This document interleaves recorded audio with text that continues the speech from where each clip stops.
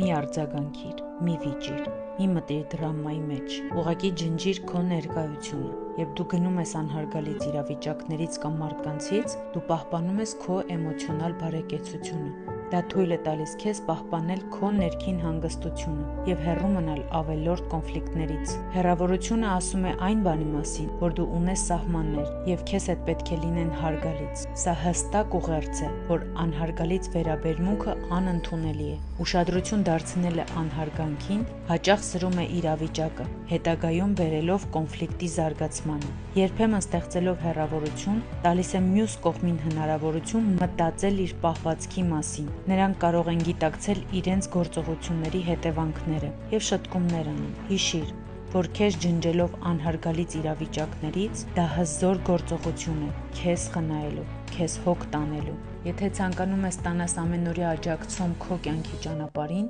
ապա հետևիր իմ էջին։